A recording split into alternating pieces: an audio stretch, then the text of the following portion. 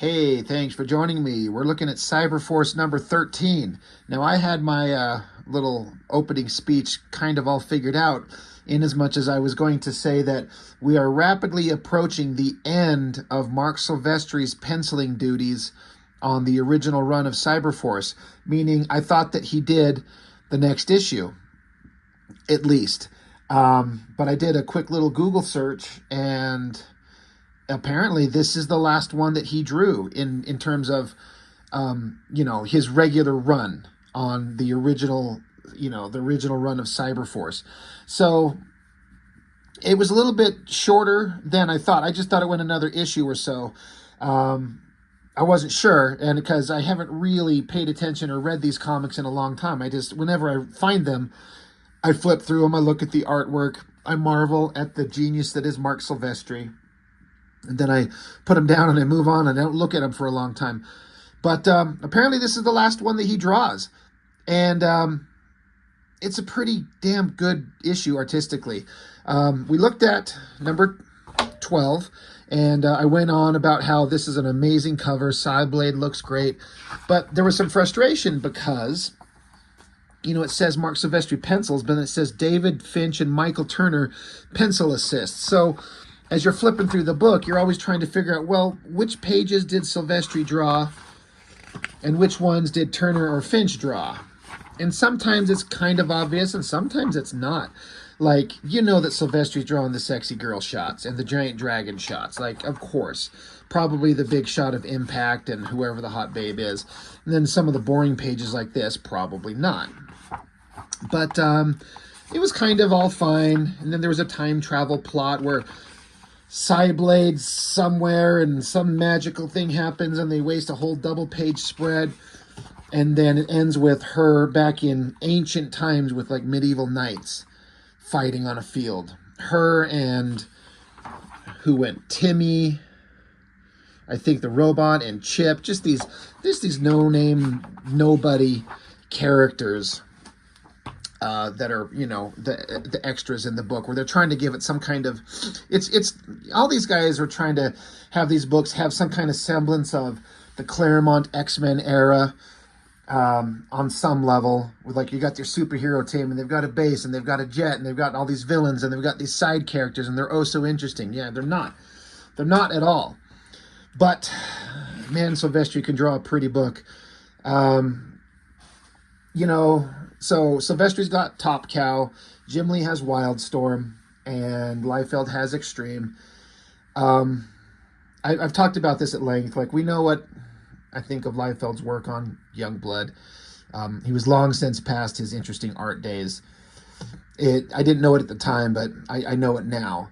And Jim Lee, I've been going all through the Wildcats issues, and we've already passed the end of Jim Lee's involvement on Wildcats in terms of a regular penciler. And at the time and now, I feel like, I like Jim Lee's work, but it wasn't the same as it used to be. Like, the best stuff I think he was doing was on Uncanny X-Men, in my personal opinion. But out of all of them, Lee, Liefeld, Silvestri, I think Silvestri made the prettiest looking books. And I've said forever that Silvestri's far and away the best artist. It's just a shame that all these stories from these guys, from these three studios, I mean, I separate them from, McFarlane, who's got the single character Spawn, Valentino, who's got the single character Shadowhawk, and Larson's got the single character Dragon, even though Dragon has 1,000 characters and might as well be a team book. But Silvestri he can make Cyberforce look really good when he does it. And he always had like great colorists, and all the artists that came out of Top Cow, like most of the guys from like Wildstorm and Extreme as well, the young guys that come along, most of them are not really that dynamic or interesting to start, but these guys all had eyes for talent. And I think Silvestri's got the best eye for talent. That's just a personal opinion. But they all became great artists. But I'm here for the Silvestri. And the one interesting thing about this issue, like I said, this is the last one, as far as I know, that he drew as far as the regular run. Nowhere in here does it list pencil assists. It has ink assists, They list Bat as inker, and then Marc Silvestri himself, Jason Gorder, and then Victor Lamas ink assist down there. So, a couple inkers. But apparently, Silvestri drew this entire thing on his own. So he went out on a big note, right? He drew the entire thing. And it looks like it. It doesn't have any parts in this where I feel like I'm looking at something that doesn't look like it's not Silvestri. It's one of the other new kids that he hired. So it looks pretty damn good all the way through. There's some good stuff. This face shot, I mean, it's a very familiar kind of face shot. And Silvestri had moved his art style into an area where we've talked about, and he's talked about, he's trying to emulate the Jim Lee art style. So this doesn't look anything like his old genius work on like Wolverine and Uncanny X-Men with Dan Green inking him. But it still looks pretty good. It's just so radically different. I don't think anybody who wouldn't know better, I don't think they'd ever mistake that old stuff for being the same guy as drawing this stuff. That being said, as an artist, as a guy who was trying to learn inking, I mean, this book was printed in June of '95. If it shows up on camera right, this face and like the subtle inking lines in the shadow on this nose, the way that Silvestri drew this face, the eyes, the furrowed brow, the shadows on the cheek, the shape of the jawline, but then the way he did these little lines in there and trying to get that to focus on it. I remember looking at that and trying to like mimic that. And I had no concept of what kind of tools you would use to get such a sharp, beautiful little snap in those lines like that. It just stuck with me for so long. And it's still tricky to do. But when you got great inkers, like Bat and all these guys, they make it look easy. But who cares about the story of this guy? His name's Dr. Corbin, some scientist guy related to Cyberforce. Who cares? We want to get the double page spread where Cyblade and whoever the hell else was with her somehow got magically teleported back to ancient wherever the fuck. Castles, guys in armor, horses, flaming cannonballs or whatever the hell being flung around as a double page spread. Also, I got to give it to the colorist. Now, I can't name which one because it has Ashby Manson and Steve Furchow on colors and then about 1,000 people doing the computer coloring. But Topcast coloring always looks so good. But what a great shot. And Silvestri's composition, like you got foreground, middle ground, background, this big silhouetted guy in a suit of armor and the sword coming across the front, the way he draws this random ass abstracty debris, putting in here the hottest babe that he can draw. Anytime you got a chick with long dark hair and big tits, Silvestri is gonna just knock it out of the park. That looks so great. And then I love all this like inking and the black line work in the sky with like the flames and the smoke spewing from the castle. It just looks great. The horse looks fantastic, but it also doesn't look overly complicated. Silvestri has this way of composing images and hiding or obscuring or composing where you're not getting a lot of overly complicated stuff where if you compose it and put a bunch of debris up front and compose your figures, taking up a lot of shapes in front and then kind of having your focus of your image, central figure, and then big flamey sky in the background. Like, I don't know how to put it. It's hard for me to explain why it's like, it's not overly complicated, but yet if you can find the ability to compose your images in such a way that they look this damn good, it's everything is there that you need. I think it looks fantastic. Looks so great. So let's see. So it's her inner thoughts are talking about how she can identify all this ancient gear on these warriors, these medieval knights. Slightly tapered blade, long straight, Quilons, I don't know. Wheel-shaped pommel, definitely French. Full body armor, mostly plate, laminated gauntlets, has to be at least 15th century. So not only is she the sexiest babe you've ever seen on Cyberforce, and we just did the Cyblade origin comic. I don't know how she got this smart, but she knows all about ancient medieval armor. She's just brilliant. British Lions, fleur-de-lis, English invading French soil. And she's French, I guess, so this is important to her. So some guys start randomly attacking her, and of course this comic book bullshit where she's got a watch on and then she pushes a button on it because all these superheroes need to be able to change from their civilian clothes into their spandex metal sheathing bullshit superhero outfit. So she pushes her watch and then it just extends on her hand, and then now she is Dominique, whatever her last name, becomes the cybernetically enhanced mutant known as Cyblade. All these comics say shit like that. So-and-so becomes the so-and-so known as so-and-so. It's so cliche. But whatever. And then he's going to take the opportunity to draw a big, sexy body on the babe. I don't like this. It's kind of a weird, awkward pose.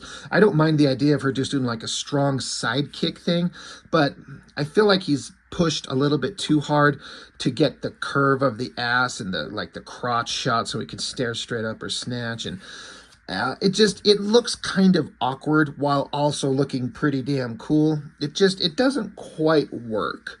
I do like the guy in the armor, though, getting kicked. That looks really good. The inking, the double lighting. And then one of the guys that come back in time, I don't know if it's Chip or Timmy, whoever the fuck. Then there's a version of him that's older here already back in time when he gets killed. And so then it's like he's watching himself die. That man dying. He's me. He's dead. I'm telling you, it's not really that interesting. It's not important that I've read this story and kind of explain to you the deep, intricate points of the plot, because who fucking cares? No one does. But Mounted Knight is coming back with an axe and almost chopped his head off, but then Cyblade just blasts his head off. Another good shot of the horse. And there's Cyblade. That shot of her looks really good. I like that shot right there. The powerful pose. Of course, she's got her lightsaber out. We saw that in the previous issue here. She's got her lightsaber in her hand there. And then when she was in the holodeck training, whoa, skipped right by it. She had some kind of bullshit weapon in her hand. They're like, she can like focus her ability to make lasers from her hands and channel it into this lightsaber and fight dragons. Isn't it convenient that she was fighting a dragon on the holodeck here, and then she just magically gets transported back in time? There's actually no dragons, but she just happens to be here. But all the warriors are like, that must be her. Just look at the sword. By the blood of Christ, it's on fire. It's the work of the devil or the wrath of God. Who cares? All we know is that we need Cyblade to stand here and just have broad shoulders and a tiny waist and the firmest ass and the thongiest of thongs. As I spit on the book. And I'm not complaining. I like that shot. I like the pose of her arms, the subtle gesture of that silhouette hand. I mean, I try to draw like that. Whenever I'm drawing hot girls, I'm trying to draw exactly like that. I fail miserably, but I try. But, oh, look, hey, warrior babe, maybe you're on our side. Okay, and Cyblade's got to look concerned off to the side, you know, prominent chest. All the old warriors are probably like, what the hell are we looking at? Meanwhile, back in normal time, in the Rockies, as we saw in the previous issue, this is important plot points. We need to know this. As I flip open the other book, Impact, the most interesting character on Cyberforce. He's going up with his buddy to the mountains in the Rockies to go camping. And then there's some hot blonde girl that's just wet for him. And we leave it at that. Well, we come back. So Impact's sitting here on a couch. Hot blonde girl is rubbing up against him.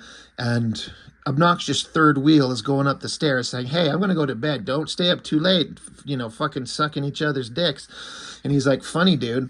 So the girl's like, where were we? I like this composition of the shot with the fire and the burning wood and the flames in the foreground. It's pretty interesting.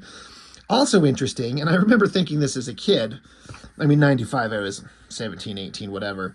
But like, and I've talked about this, like these strong men of these books, they're so huge. They're so gigantic. What is this girl going to do with his cock? Like, she can't do anything with it. She's going to have to hold it like this, right? He's going to bust some crude oil onto her face, and she might be into it. She's like, I remember you were telling me how metallic skin could feel so soft. Are your lips soft as well? He's like, actually, no, my lips are like hardened steel. My cock, however. Then his soulless dead eyes, like all these big, strong guys on these teams. He's like, he hears something. And then Silvestri's going to give us a nice double page spread of explosion and weird ass, random, boring, faceless robot thing shows up and decides to fight and tries to kill the hot girl. So Impact has to scream no. Blast, he deflects it. Looks like, they were going to blast at the girl because, they're going to try and kill her because she's got just a magnificent rack. God, why is her hair on fire? Do you see that? Her hair's on fire. But it looks like they missed anyway. The implication is that they shoot at her, but he jumped in the way to deflect the laser. But they missed anyway. She's down here. The laser's hitting up here. But the deflection goes up, and obnoxious third whale, who should have had his dumb ass in bed, he gets vaporized. Girl's shocked. So now, another double page spread, 3 panels. Impact is pissed. We've pissed off Impact. So he jumps, and that's a pretty awesome shot of a big guy leaping into battle. Big hands flexing, bad guy robot things blasting, and then it's not that interesting of a drawing, but of just a close-up of a teeth-gritted face. How many Image comics have that? But the drawing and the shadows and the folds and the creases, and then whoever's doing the inking on this, I think it looks damn good. Really exciting stuff. I think it looks fantastic. So he's pissed off. He's going to start ripping them apart. So then we get a sideways spread. Silhouette as he smashes into him, screamy face, punching these things. And then a pretty epic shot of him standing there, ripping these things apart. Impact, just like Maul from Wildcats and Badrock from Extreme, however many other giant, big, muscular, like the strong guys of the team, they're all the most boring characters. They kept trying to make Badrock interesting, but in my opinion, this was one time when Silvestri can make this guy look interesting. A big muscular guy, shiny metallic skin, fire behind him. Visually, it's impressive as hell. And it just goes down to a couple panels as Impact keeps beating the shit out of all these robotic things and then kicks one of their heads out the window. And then again, another pretty awesome shot. I love this shot of Impact standing here holding the mangled wreckage bodies of these robotic things standing amidst the debris. That looks great.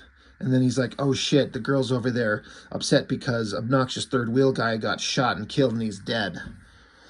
So, I don't know if we're supposed to feel emotions because this guy's dead, because I sure don't, because who fucking cares? We don't know this girl, we don't know this guy, we barely know the star of the book. Back with the regular Cyberforce team, whatever, they're talking, they're sad about something. I like these bottom drawings. That face looks really good. Those shadowy figures in the background, really well drawn. Silvestri, the guy can draw. He can draw so well. I think the stuff all looks great. And this is just another giant double-page spread, but so much of it is wasted with this computery techno shit with some guy slave to some computer thing, and then you got Killjoy standing back here looking hot, as hot as she can, having some evil bad guy talk, and then we're going to do some evil shit. Ha, ha, ha. Isn't that great? And then that's the end. So there's nothing in this story that's interesting, really. Sideblade back in time? Sure. Impact beating up robots in the mountains? Sure. The rest of the Cyberforce team sitting around when just doing nothing? Sure. Who cares? There's nothing going on.